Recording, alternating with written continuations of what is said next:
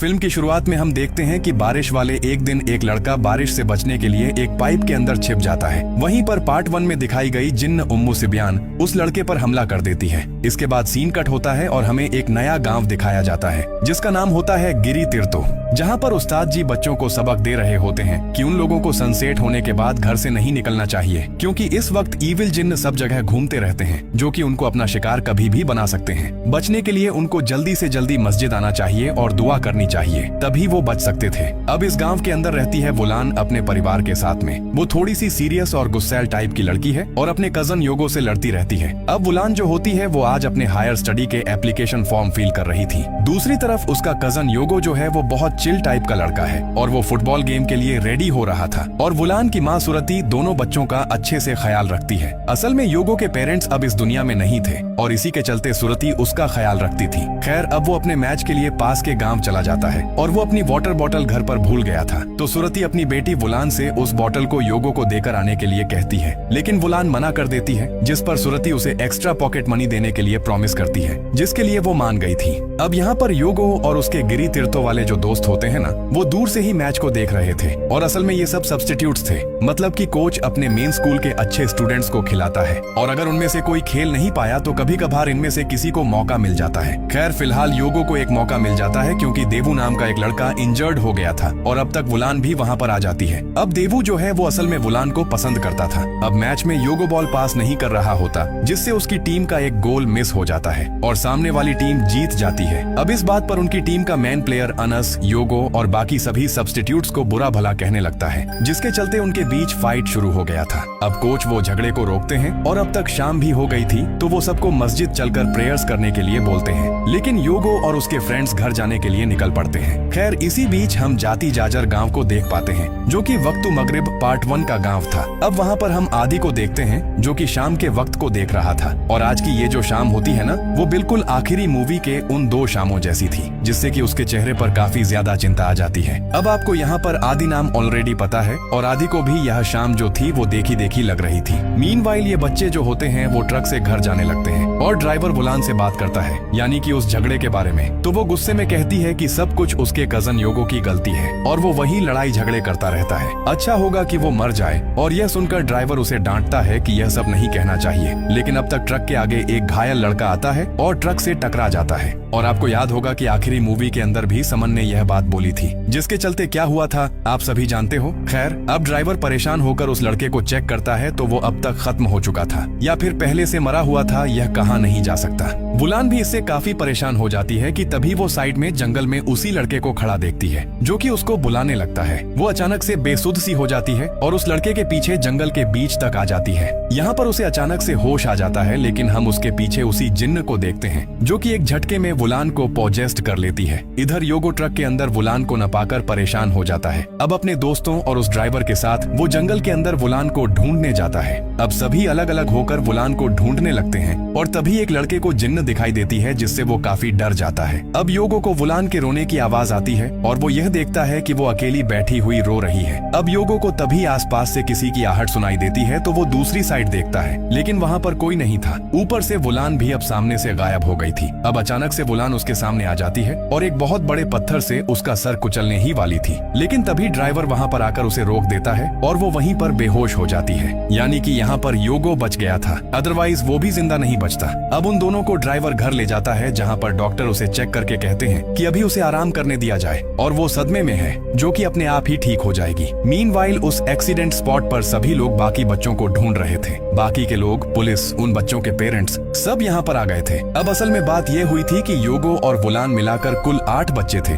जिनमें से 2 योगो और वुलान ही वापस लौटे थे। बाकी 6 के 6 बच्चे अब तक गायब हैं। अब हम आदि को देख पाते हैं जो यहीं से गुजर रहा था, जो कि इस भीड़ को देखकर रुक जाता है और एक आदमी से पूछता है कि क्या हुआ। तो वो आदमी यहाँ पर मिसिंग बच्चों के बारे में बताता है कि 6 बच्चे गायब हो गए हैं। अब ये सुनकर आदि परेशान सा हो गया था और वो उस लड़के की बॉडी को देखता है जो कि हादसे में मारा गया था। तो उसके गले पर एक बर्थ मार्क था और ऐसा बर्थ मार्क वो पहले भी कहीं देख चुका है। वो काफी परेशान था और याद करता है एक लड़के के बारे में जिसके पेरेंट्स से वो मिला था और वो लड़का 20 साल पहले शाम के समय गायब हुआ था और फिर कभी लौट कर नहीं आया। उसकी फोटो आदि ने देखी थी जिसमें उसके गले पर यही बर्थ मार्क था और इस बॉडी पर भी सेम बर्थ मार्क है, मतलब कि ये वही सेम बच्चा है जो कि 20 साल पहले खोया था और वो बच्चा आज जाकर इस हाल में मिला है। और सबसे बड़ी बात कि वो 20 साल से इसी उम्र का कैसे था। खैर आदि काफी परेशान था जो कि अय्यू को कॉल करता है और यह नाम भी आपने सुना होगा। तो ये अय्यू भी वही है जो कि पहली कहानी में बच्चे थे और बच गए थे। खैर अब ये बड़े हो चुके हैं और भले ही कर्स और हॉरर आदि से दूर चला गया था, लेकिन आदि कभी भी उस जिन्न से दूर नहीं हुआ। यानी कि आज तक उसके मन में ये हादसे जीवित हैं, जिनकी याद उसको आज तक सताती रहती है। सबसे बड़ी बात यह है कि वो आज भी इस जिन्न को ढूंढ रहा है और उसे खत्म करना चाहता है। और अय्यू भी उससे कहती है कि अब बस 20 साल हो गए हैं और वो रुक जाए, लेकिन आदि यह कहता है कि वो रुक नहीं सकता और वो उस चीज के काफी करीब पहुंच चुका है और उसे वो जल्दी ही खत्म करके रहेगा।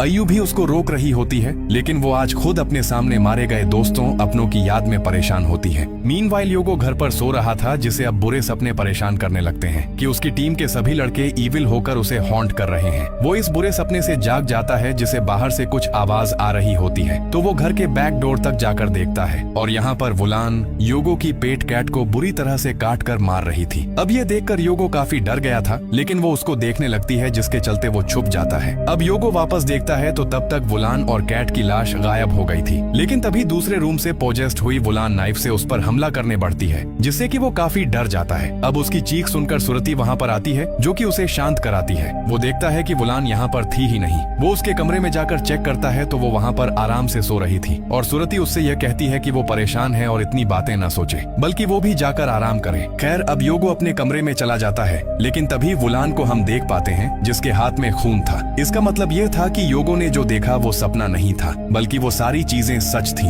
हम जानते हैं कि वो जिन्न उसके अंदर ही मौजूद है। अब अगले दिन वो स्कूल के लिए तैयार होता है, लेकिन ब्रेकफास्ट टेबल पर वुलान को देखकर इतना डर जाता है कि पैंट में ही सुसु कर देता है, क्योंकि कल रात जो हुआ था उसके बाद तो उसकी हिम्मत नहीं हो रही थी कि वो वुलान के सामने भी आ पाए। अब दूसरी ओर हम जंगल के अंदर कुछ लोगों को देखते हैं जो कि उन खोए हुए 6 बच्चों को ढूंढ रहे थे और अभी तक एक भी बच्चा नहीं मिल पाया था। यहाँ एक गार्ड 2 लोकल लोगों को बताता है कि ऐसा केस उसने अपने बचपन में पास के ही एक गांव में देखा था और ये आदि और अय्यू वाला गांव है जहाँ पर पार्ट 1 बना था, जहाँ पर उसके पिता सेम केस हैंडल कर रहे थे। वहाँ से बच्चे ऐसे ही गायब होते थे और यह काम असल में एक जिन्न का था जिसको रोकना मुश्किल है। अब वो लोकल लोग पूछते हैं कि उसके पिता करते क्या थे, तो वो बताता है कि वो विलेज हेड हुआ करते थे। वो आगे कहता है कि उनके पास कुछ स्पेशल एबिलिटीज भी थी, लेकिन वो उस ईविल एंटिटी को रोक नहीं पाए। मीनवाइल योगो स्कूल आता है जहाँ पर अनस और उसके दोस्त उसे पकड़कर परेशान करने लगते हैं, क्योंकि उनकी टीम उसकी वजह से डिस्क्वालीफाइड हो गई थी और इसका गुस्सा वो योगो और उसके दोस्तों पर निकालना चाहता था। वो पूछता है कि उसके बाकी के दोस्त कहाँ पर हैं और इतने में ही पीछे से वुलान आ जाती है जो कि अजीब तरह से स्माइल करते हुए कहती है कि वो यहीं है और शाम को वो अनस को भी साथ ले जाएंगे।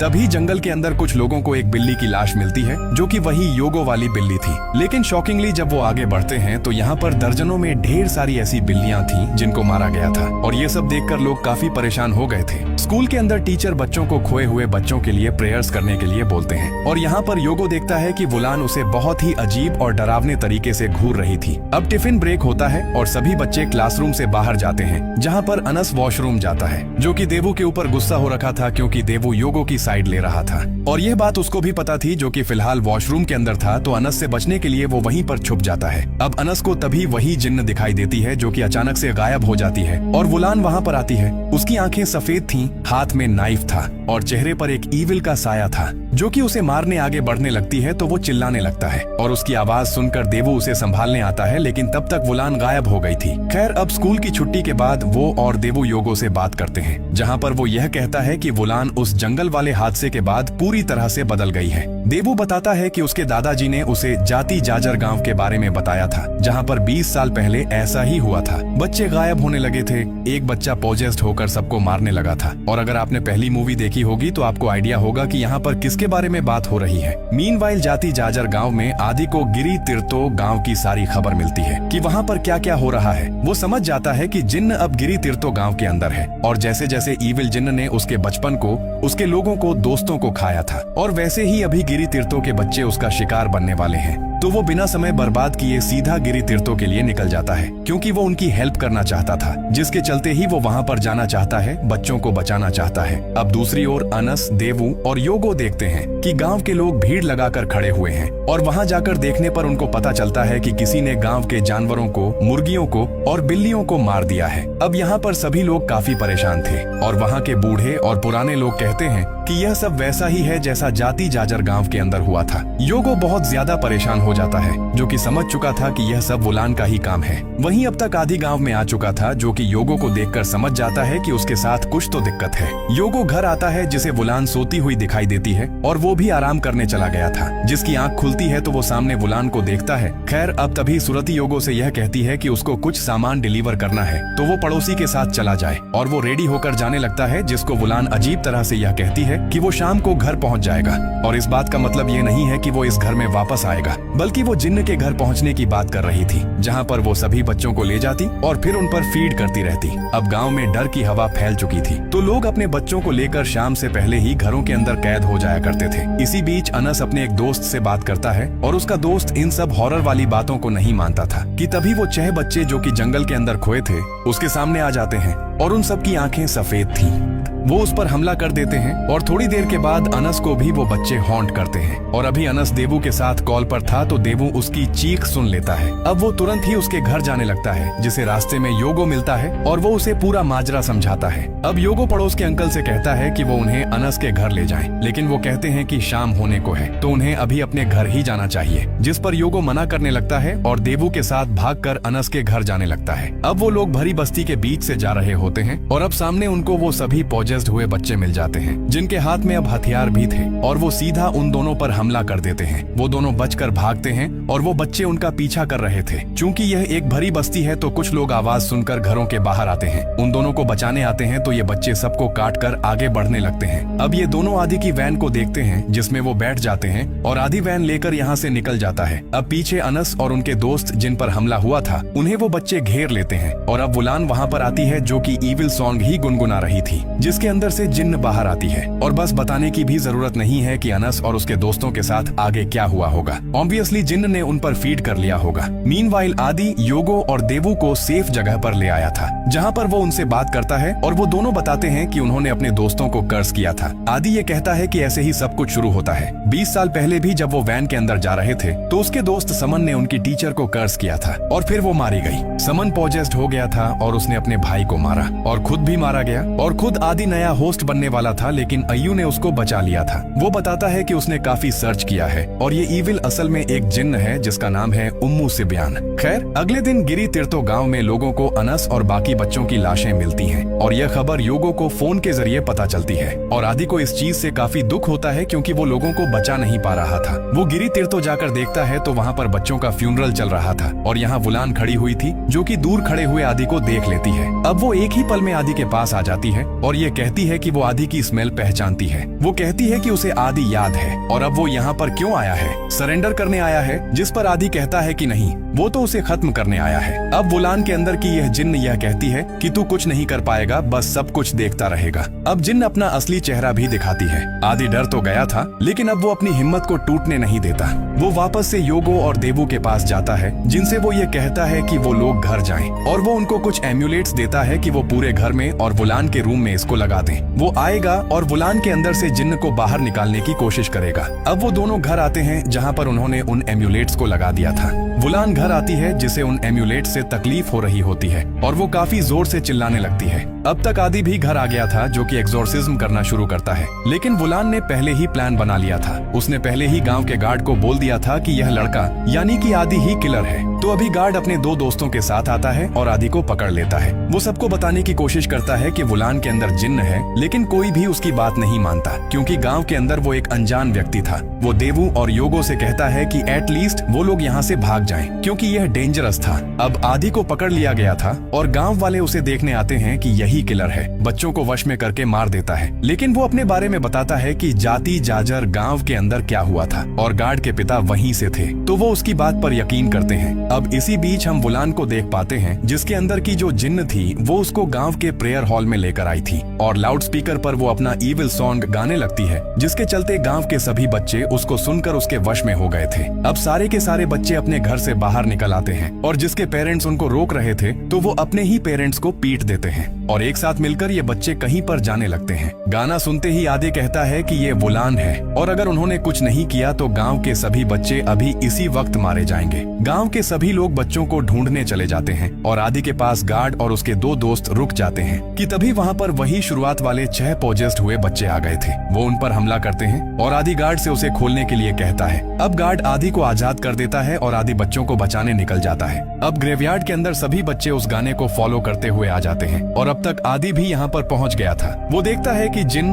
वुलन को लेकर हवा में खड़ी हुई है और कहती है कि जैसा उसने वादा किया था वो सभी को आज मार डालेगी और आदि कहता है कि हाँ ठीक है, लेकिन वुलन तो मासूम है, उसे छोड़ दो और मेरा शरीर ले लो। अब जिन उसकी बात मान जाती है क्योंकि वो उसका पुराना विक्टिम था और वुलन की बॉडी को छोड़कर वो उसकी बॉडी में आ गई थी। वो अचानक से तड़पने लगता है और यही तो वो चाहता था, यही उसका प्लान था। अब इस पोजीशन हालत में आदि अजान करने लगता है जिससे कि सभी बच्चों का पोजीशन खत्म हो गया था और घर पर वो 6 बच्चे भी होश में आ जाते हैं और गार्ड और उसके 2 दोस्तों की जान बच जाती है। आदि यह कहता है कि आज यह सब कुछ खत्म होगा, उसने पूरी प्लानिंग कर रखी थी और अब उसके अंदर जिन आ गई थी तो वो पानी में कूदकर खुद को खत्म कर लेता है और फोकलोर में कहा जाता है कि जिन पानी से मारा जा सकता है। अब फाइनली सब बच्चे ठीक हो गए थे, सब कुछ ठीक हो गया था और आयु उस स्पॉट पर आती है जो कि दुख में तो थी लेकिन उसे प्राउड भी था कि आखिरकार आदि ने ईविल को हरा दिया, जिसके चलते अब और गांव बर्बाद नहीं होंगे। और इसी के साथ में वक्त टू मगरिब पार्ट 2 यहीं पर एंड हो जाता है।